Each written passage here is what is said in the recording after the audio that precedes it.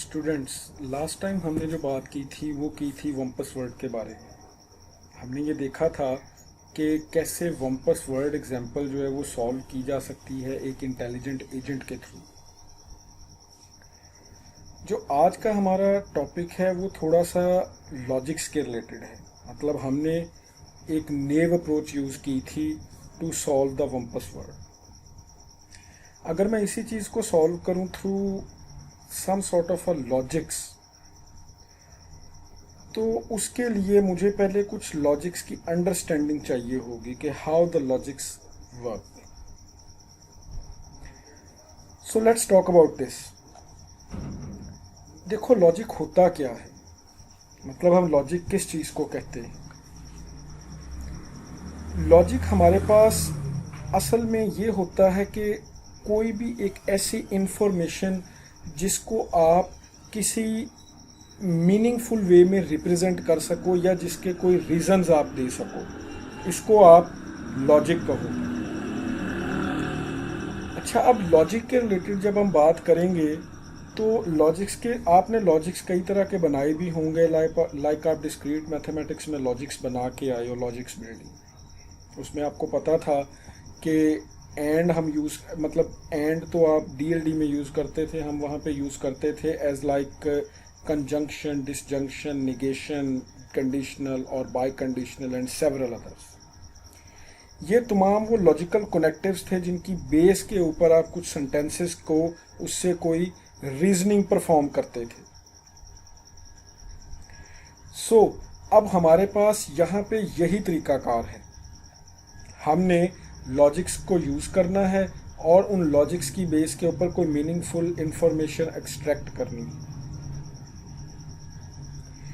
ये जो knowledge base होता है ना, ये नॉलेज बेस के ऊपर ही लॉजिक्स परफॉर्म किए जाते हैं। नॉलेज बेस कुछ भी नहीं होता बल्कि सेट ऑफ सेंटेंसेस होते हैं जिसकी बेस के ऊपर नॉलेज बेस बनता है। ये जो सेंटेंसेस होते हैं ये नॉलेज बेस में, इनको किसी पर्टिकुलर सेंटेक्स में बताया जाता है। पर्टिकुलर सेंटेक्स में मतलब पर्टिकुलर सेंटेक्स क्या हो सकता है। पर्टिकुलर सेंटेक्स ये हो सकता है कि मैं रिप्रेजेंट कर रहा हूँ लाइक x प्लस वाई। अब x पे भी कोई नंबर हो सकता है, y में भी कोई हो सकता है, लेकिन जब मैं उसको रिप्रेजेंट करूंगा तो ये उसकी एक सिंटैक्टिकल फॉर्म होगी लाइक दिस वन। इसी तरह आप इसको इस तरह नहीं लिख सकते, ये एक प्रॉपर सिंटैक्स नहीं है इसको रिप्रेजेंट करने का। ये तो होता है सिंटैक्स। अच्छा, अब हमारे पास उस सेंटेंस के कुछ मीनिंग भी हो सकते हैं। मतलब लॉजिक्स जो है वो आपका सिमेंटिक्स को भी डिफाइन करेगा। सिमेंटिक्स मतलब कि आपने एक सेंटेंस लिखा, इस सेंटेंस का मतलब क्या है, उसकी लेवल ऑफ ट्रुथ क्या है, क्या वो सेंटेंस जो है वो ट्रू है या वो फॉल्स है। This is the level of truth. अब इसकी कोई ना कोई पॉसिबिलिटीज हो सकती हैं कि मतलब आप एक सेंटेंस को या ट्रू कह सकते हो या फॉल्स कह सकते हो। मसलन यहाँ पे एक एग्जांपल दी गई। For example, the semantics for the arithmetic specifies that the sentence x plus y is equal to 4 is true. अब ये कब ट्रू होगा? जब हम x की वैल्यू 2 लेंगे और y की वैल्यू भी 2 लेंगे। ये पॉसिबिलिटीज हैं। या x की वैल्यू मैं अगर 3 लूंगा और y की वैल्यू 1 लूंगा फिर भी ये ट्रू है। ये एक और पॉसिबिलिटी है। अगर मैं ये कहूँ कि मेरे पास x की वैल्यू 5 है और y की वैल्यू 6 है, तो मेरे पास ये वाला जो सिंटैक्स है ये कभी भी सिमेंटिक्स जो है ये ट्रू वैल्यू नहीं देंगे। सो हमारे पास एक मॉडल भी होता है, दिस इज द मॉडल। ये मॉडल क्या होता है? ये मॉडल कुछ मैं यूं बयान करूंगा कि आप वेरिएबल लेते हो x और y। उस x और y की कोई ना कोई वैल्यूज़ होती हैं। समझ लो कि मेरे पास दो वेरिएबल हैं, एक x है और एक y है, और मेरे पास दोनों की वैल्यू या ट्रू हो सकती है या फॉल्स हो सकती है। तो टोटल पॉसिबल वैल्यूज़ कितनी होंगी? 2⁻²,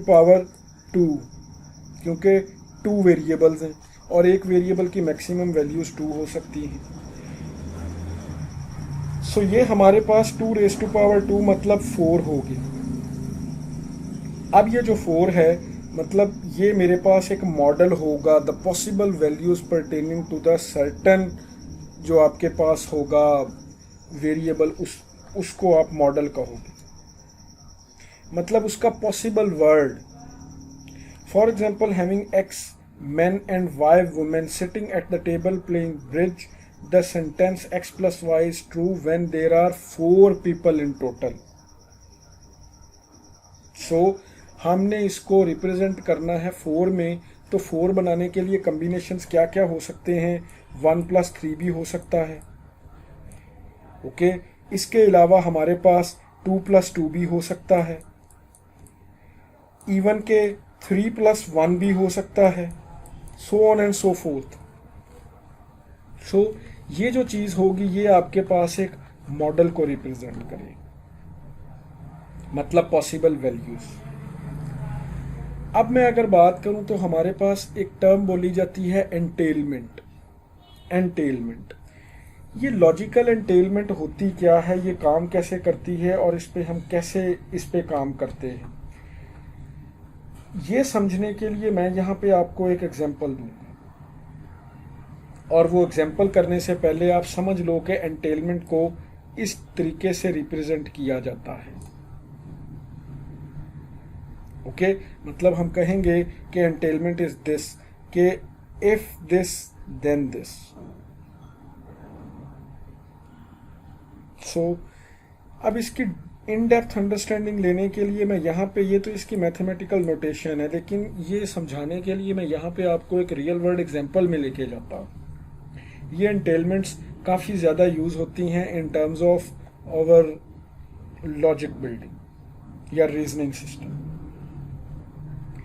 अब ये पॉसिबल मॉडल्स हैं जो हम ऊपर वहाँ पे देख के आए हैं वम्पस वर्ड, उसमें ये पॉसिबल मॉडल्स हैं।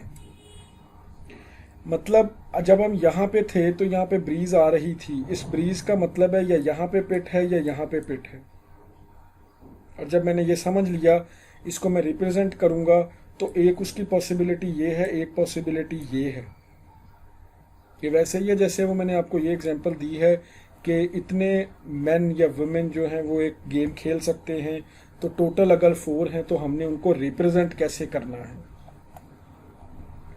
तो ये असल में एक मॉडल की एग्जांपल दी गई है, एक ये भी मॉडल है, एक ये भी मॉडल है। सो ये एंटेलमेंट की यहाँ पे ना काफ़ी ज़्यादा डिटेल्स लिखी हुई हैं, लेकिन इन डिटेल्स को करने से पहले मैं यहाँ पे आपको काम कैसे करता है, मैं ये आपको एंटेलमेंट समझाता हूँ कि ये एंटेलमेंट कैसे काम करता है। So let's talk about.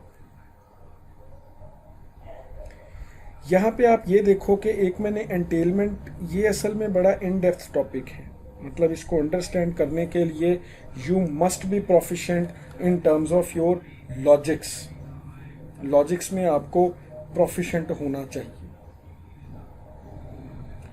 सो यहाँ पे एंटेलमेंट को समझने के लिए आप ये समझो कि when one sentence follows an other sentence, then we say that it is satisfying the entailment phenomena. ये वही नोटेशन है जो मैं वहां पे लिख के आया हूं।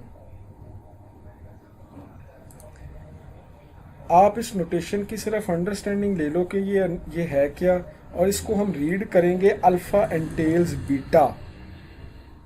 Alpha entails beta means to say if in every model under alpha, मतलब अगर इस मॉडल अल्फा के अंदर तमाम की तमाम वैल्यूज ट्रू हैं, तो बीटा जो होगा वो that will also be true,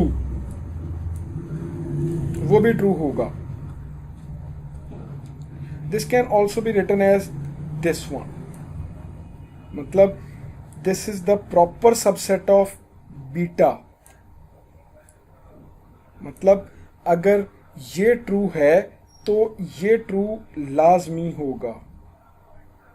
मतलब ये इसका सबसेट है। ये यहाँ पे जितना भी ये नोटेशनल मैथमेटिकल नोटेशंस हैं, इनकी जितनी देर तक हम रियल वर्ल्ड एग्जांपल से नहीं देखेंगे हमें समझ नहीं आ सकती। So let's talk about in terms of real world example. अब यहाँ पे आप ये देखो कि ये एक एग्जांपल है। इस एग्जांपल को मैंने ये कहा कि x is equal to 0 entails xy is equal to 0। मतलब जब आपके पास ये वाली वैल्यू 0 होगी तो चाहे y की वैल्यू जो मर्जी आप ले लो, ये वाली वैल्यू इसकी 0 ही यील्ड करेगी। ये एंटेलमेंट है, मतलब अल्फा एंटेल्स बीटा। अगर मैं इसको अल्फा कह दूं और अगर मैं इसको बीटा कह दूं, अब अगर ये ट्रू है तो कोई पॉसिबिलिटी नहीं है कि ये फॉल्स हो, क्योंकि यहाँ पे 0 लगा हुआ है। अगर इसकी वैल्यू 0 है, whenever x value is equal to 0, तो मैं समझ लेता हूँ कि ये वाली स्टेटमेंट जो है ये ट्रू है। तो मैं ये कह रहा हूँ कि x डॉट वाई, मतलब x और y ये भी वैल्यू 0 ही देंगे, ये स्टेटमेंट भी ट्रू ही रिटर्न करेगी। For any value of y, answer of the xy will also be a 0 because x is 0। So we can say that alpha is entailing beta, मतलब alpha की value पे ये depend है कि इसकी वैल्यू क्या होगी। इन द सेम वे अगर देखा जाए तो यहाँ पे एक और वैल्यू मैंने ले ली और वो वैल्यू मेरे पास कौन सी है, p। p की वैल्यू जब आपके पास ट्रू है तो ये एंटेल करेगी किसको, p वेल क्यू। इफ वी चेक दैट, अगर आप इसका ट्रुथ टेबल बनाओगे तो उस ट्रुथ टेबल में आप देखोगे कि p वेल Q will be always true when ever p is true. मतलब जब आपको p की वैल्यू ट्रू मिलेगी, ये तुम हर दफ़ा ये वाली वैल्यू आपको ये वाली वैल्यू ट्रू मिलेगी। ओके, सो ये तो इसकी वो वाली एग्जांपल्स हैं जो directly mathematical notational examples. When this is true then it will also be a true. इसका आप ट्रुथ टेबल ड्रॉ करके देखो तो आप इसको देखोगे कि ये एब्सोल्युटली ट्रू है। ओके, अब एक चीज हमारे पास है व्हेन अल्फा नॉट बीटा। ये चीज,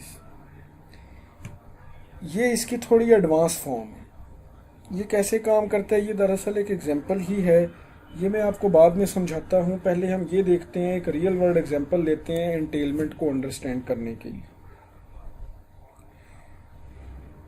वी कैन से कि एंटेलमेंट टू, मतलब एंटेलमेंट्स जो है ये है कि certain question using knowledge base. मतलब हम एंटेलमेंट्स को यूज करते हुए एक आंसर करना चाहते हैं अपने नॉलेज बेस के ऊपर, जो कि ऑलरेडी हमारे पास कुछ सेंटेंसेस हैं। हम उसकी बेस के ऊपर इसको आंसर करेंगे और वो आंसर कैसे करेंगे, लेट्स टॉक अबाउट। अब यहाँ पे एक एग्जांपल आप देखो, ये एक मैं क्वेश्चन देखता हूँ। ये क्वेश्चन ये है, ये मैं आपसे क्वेश्चन करता हूँ कि is Ali a good roommate. मतलब मैं ये कहता हूँ कि जो अली है, अली इज अ पर्सन, क्या ये एक अच्छा रूममेट है। ये एक जनरल रियल वर्ल्ड एग्जांपल मैं ले लेता हूँ। अब मैं ये भी कह देता हूँ कि we can say that we have 3 possible values. मेरे पास 3 वैल्यूज हैं, 1, 2 एंड 3, जो कि इन 2 जो करेक्टरिस्टिक्स हैं इनको मैं असाइन करूँगा। मतलब मैंने 2 पैरामीटर्स ले लिए जिनकी बेस पे मैं ये कहूँगा कि एक रूममेट है, क्या वो अच्छा रूममेट है या एक गुड रूममेट है कि नहीं है। पहली बात तो पहला जो करेक्टरिस्टिक है वो है क्लीनलीनेस। क्या वो क्लीन है, क्या वो क्लीनलीनेस रखता है रूम में, इसकी बेस पे मैं चेक करूँगा। सेकंड पॉइंट मेरे पास है, क्या वो डिपेंडेबल है या पंक्चुअल है। मतलब चलो मैं ये कह देता हूँ कि मैं डिपेंडेबल को ले लेता हूँ कि क्या वो डिपेंडेबल है। ये 2 पैरामीटर्स मैंने ले लिए कि, और इन 2 पैरामीटर्स को मैं ये कह देता हूँ कि 1 से लेकर तो 3 तक मैं वैल्यू इनको असाइन कर सकता हूँ। ये जो 1 होगा इसका मतलब है कि वो फुल टाइम क्लीन पर्सन, मतलब वो क्लीनलीनेस का ख्याल रखता है। 2 मैं कह देता हूँ कि वो मॉडरेट क्लीनिंग करता है। 3 कह देता हूँ कि वो बिल्कुल क्लीनलीनेस नहीं रखता, मतलब मैंने 3 वैल्यूज़ दे दी। इसी तरह मैं डिपेंडेबल कहता हूँ कि अगर आपके पास एक पर्सन वो डिपेंडेबल है, अगर वो बहुत ज़्यादा डिपेंडेबल है तो मैं कहूँगा कि वेरी डिपेंडेबल, मतलब वो 1 है।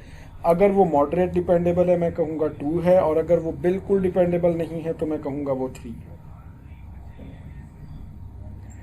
अब मैंने इसको एंटेलमेंट के थ्रू टेस्ट करना है अपने नॉलेज बेस में कि क्या अली एक गुड रूममेट है कि नहीं है।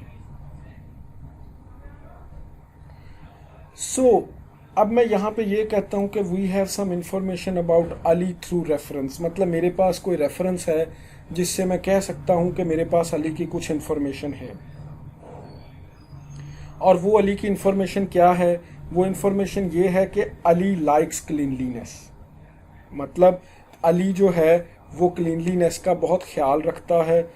एक तो चीज़ ट्रू हो गई कि अली इस क्वालिटी में 1 लेवल पे या 2 लेवल पे है, 3 पे नहीं है, मतलब वो क्लीनलीनेस में या बहुत ज़्यादा क्लीन है या एवरेज क्लीनिंग है। दूसरी चीज़ मेरे पास है डिपेंडेबल। मैं ये देखता हूँ कि अली डिपेंडेबल भी है। अब मेरे पास ये भी है कि ही इज़ ऑलवेज डिपेंडेबल, मतलब जो अली है वो बहुत ज़्यादा मतलब वो हर वक्त डिपेंडेबल है, वो हर वक्त डिपेंडेबल रहेगा। ये तो अली की इंफॉर्मेशन आ गई जो कि हमें किसी थर्ड पार्टी ने दी।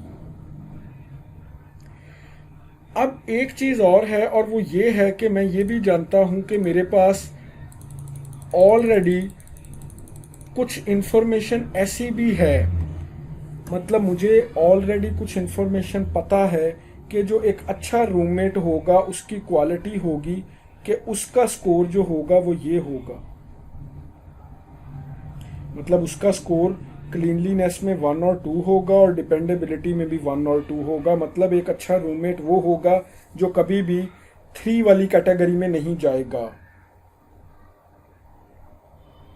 ओके, मैं उम्मीद करता हूँ ये चीज़ आपको समझ आ गई है। अगर नहीं भी समझ आई तो आप इस लेक्चर को दोबारा पॉज करके देखो। अब मेरे पास एक नॉलेज बेस है और एक मेरे पास मॉडल है, एक मेरे पास मॉडल है। हमने ये कहा कि अली की जो वैल्यूज़ हैं वो ये वाली हैं कि अली या तो वेरी क्लीन होगा या वो मॉडरेट क्लीनिंग होगी, और अली जो है ऑलवेज हमेशा हमेशा डिपेंडेबल रहता है। अब चूंकि वो हमेशा डिपेंडेबल रहता है तो उस केस में मैं कहता हूं कि वो वेरी डिपेंडेबल है, मतलब वो 2 में कभी भी नहीं जाएगा, वो 1 में ही रहेगा। अब चूंकि वो बहुत ज़्यादा डिपेंडेबल है और क्लीनलीनेस में वो 1 या 2 पे जाता है, मैं कह देता हूं कि अली जो मेरे पास होगा वो 1 या 2 में जाएगा, या 1 होगा या 2 होगा, जो मेरे पास अली का अभी तक नॉलेज पहुंचा है। और इसी तरह अगर मैं ये कहूं कि अली बिल्कुल 100% डिपेंडेबल है तो वो भी यहाँ पे बात लिखी हुई है कि ये हर दफ़ा डिपेंडेबल ही रहेगा। अब आप ये देखो कि इस जगह पे अगर अली डिपेंडेबल भी है, हम इसको टैली करते हैं अपनी डोमेन के साथ, मतलब हमारा जो केबी है नॉलेज बेस है वो एंटेल्स करता है इसको, ये 2 मतलब ये 2 हो सकता है या 1 हो सकता है, ये वाला 1 ये वाला 1, मतलब केबी में वो तमाम वैल्यूज हैं जो आपकी डोमेन में या अल्फा में ट्रू होनी चाहिए। जो अली का नॉलेज बेस अली के रिलेटेड है उसकी तमाम वैल्यूज सेटिस्फाइड होनी चाहिए। तो इन दिस केस अब ये 1 है तो इस 1 को हमने इसके साथ टेस्ट किया, अली 100% डिपेंडेबल है, अली 100% डिपेंडेबल है। और एक अच्छे रूममेट की क्वालिटी मैंने यहाँ पे लिखी थी कि उसमें डिपेंडेबिलिटी 1 होनी चाहिए या 2 होनी चाहिए। हम कह सकते हैं कि जो मेरे पास डोमेन में वैल्यूज थी वो 2 थी, कि मतलब वो मिनिमम कमोबेश मॉडरेट लेवल पे वो डिपेंडेबल हो, लेकिन अली तो यहाँ पे 100% डिपेंडेबल है। सो हम कह सकते हैं कि hence Ali satisfies the cleanliness, Ali is to some extent dependable. मतलब अली 100% डिपेंडेबल है, सो हम कह सकते हैं कि अली हमेशा डिपेंडेबल रहता है। सो ये इसको सेटिस्फाई कर रहा है जो कि एक डोमेन में सेटिस्फाई होना चाहिए था। सो ये हमारे पास एक क्या कहा जा सकता है कि ये गुड रूममेट है। इसको अगर आप दूसरे अंदाज से देखो तो no truth assignment that makes that the sentence in alpha true and beta false. आप कोई भी ऐसी वैल्यू देखो जो अल्फा में ट्रू हो और बीटा में फॉल्स हो, कोई भी नहीं, तमाम की तमाम वैल्यूज ट्रू हैं। मतलब ये वाली वैल्यू यहाँ पे ट्रू है, ये वाली वैल्यू ये एट मैक्सिमम था, ये यहाँ पे ट्रू है, हमने तो मिनिमम पे देख लिया। ओके, सो हम कह सकते हैं कि अल्फा जो है एंटेल्स बीटा। एक और एग्जांपल भी मैं यहाँ पे आपको बताता हूँ जिसमें अल्फा एंटेल्स बीटा नहीं होगा, वो सेटिस्फाई नहीं होगा। अच्छा, अब ये कहा जाए कि Ali is very found of cleaning, हम ये कह सकते हैं कि अली जो है 1 है या 2 है, मतलब वो क्लीनलीनेस में या 1 पे आएगा या 2 पे आएगा। Ali not dependable at all, Ali कभी भी डिपेंडेबल नहीं। मतलब अब हम ये कह सकते हैं कि अली जो है बिल्कुल भी डिपेंडेबल नहीं है, एब्सोल्युटली नॉट डिपेंडेबल। हमने यहाँ पे कहा था कि अब ये 3 में चला जाए। सो अब मैं यहाँ पे नॉलेज बेस को अगर देखता हूँ और बाद में डोमेन को देखता हूँ, अब हमारे पास जो ऑर्डर पेयर बने, ऑर्डर पेयर एक गुड रूममेट में ये क्वालिटीज होनी चाहिए थी। ये यहाँ पे असल में 3 होगा, ये वाला नॉट एट ऑल डिपेंडेबल। सो अब मैं ये कह सकता हूँ कि जो अली है मेरे पास, इसके ऑर्डर पेयर ये बनते हैं क्या, कि या तो अली फुली डिपेंडेबल है, ओके, या तो अली आपके पास फुली डिपेंडेबल होगा या अली बिल्कुल भी डिपेंडेबल नहीं होगा। एक अच्छे रूममेट जो होगा उसके मैंने आपको बताया था कि ये होंगे कि वो टू सम एक्सटेंट जो है वो डिपेंडेबल भी होगा और वो क्लीन भी होगा, मतलब उसकी वैल्यूज 1 या 2 में होनी चाहिए। मतलब क्लीनलीनेस 1 होगी या 2 होगी, और इसी तरह डिपेंडेबिलिटी 1 होगी या 2 होगी, या यहाँ पे 2 होगा या 1 होगा। ये तमाम की तमाम क्वालिटीज़ आपके एक अच्छे रूममेट की हैं। लेकिन अली की क्वालिटीज़ इस दफ़ा ये हैं कि वो टू सम एक्सटेंट वो क्लीनलीनेस का ख्याल रखता है, मतलब वो 1 या 2 है, मॉडरेट है या फुली क्लीन है, लेकिन वो बिल्कुल भी डिपेंडेबल नहीं है। अब ये वाली वैल्यूज कहीं पे भी मैच नहीं हो रही, किसी ऑर्डर पेयर में ये मैच नहीं हो रही। सो हम कह सकते हैं कि अली जो है एंटेलमेंट जो है वो बिल्कुल सेटिस्फाई नहीं कर रही। मतलब इस एग्जांपल में कोई ऑर्डर पेयर, कोई कुछ वैल्यूज ऐसी हैं जो कि इसके लिए तो सेटिस्फाइबल हैं, लेकिन वो डोमेन में सेटिस्फाइबल नहीं है। सो हम कह सकते हैं कि अल्फ़ा एंटेल्स बीटा वाली जो कंडीशन है ये फॉल्स है। ओके स्टूडेंट्स, मैं उम्मीद करता हूँ आपको इसकी समझ आ गई होगी। ये टॉपिक थोड़ा सा डिफ़िकल्ट है, बट डोंट वरी, आप इस लेक्चर को दोबारा देखना और अगर कोई इशू हो तो आप मुझसे पूछ सकते हैं। So that's for today's lecture. Till next lecture we will talk about inference.